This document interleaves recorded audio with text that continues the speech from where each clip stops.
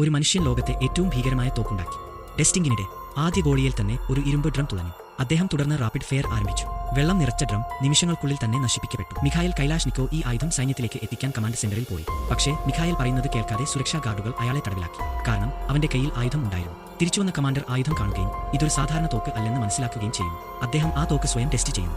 ഗംഭീരമായ പിടിയും ശക്തിയുമുള്ള ആയുധം അദ്ദേഹത്തിന് വളരെ ഇഷ്ടമായി. അദ്ദേഹം മിഖായിലിനെ തടവിൽ നിന്ന് മോചിപ്പിക്കുകയും കാര്യങ്ങൾ മനസ്സിലാക്കുകയും ചെയ്തു. പക്ഷേ ആയുധം സൈന്യത്തിലേക്ക് എടുക്കാൻ ഒരു മാനദണ്ഡം ഉണ്ടായിരുന്നു: രാഷ്ട്രീയ ആയുധ മത്സരത്തിൽ വിജയിക്കണം. അതിനായി മിഖായിൽ മിലിറ്ററി ഹെഡ്ക്വാർട്ടേഴ്സിലേക്ക് മോസ്കോയിൽ പോയി. മിഖായിലിന് അവിടെ ഒരു ഓഫീസും സ്കെച്ചിംഗ് അസിസ്റ്റന്റും കിട്ടി.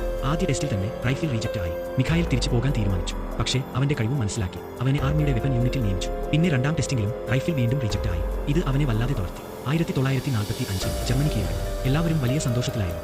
അതുകഴിഞ്ഞ് കമാൻഡർ അവനെ വിളിച്ചു. ഒരു സീക്രട്ട് ഓർഡർ കൊടുത്തു. യുദ്ധം തീർന്നുവെങ്കിലും ലോകത്തുള്ള മറ്റ് രാജ്യങ്ങളിൽ നിന്നുള്ള ഭീഷണി ഇപ്പോഴും നിലനിൽക്കും. ഈ സാഹചര്യത്തിൽ ആർമിക്ക് നൂതനമായ ആയുധങ്ങളുടെ ആവശ്യം തീർച്ചയായും ഉണ്ടാകും.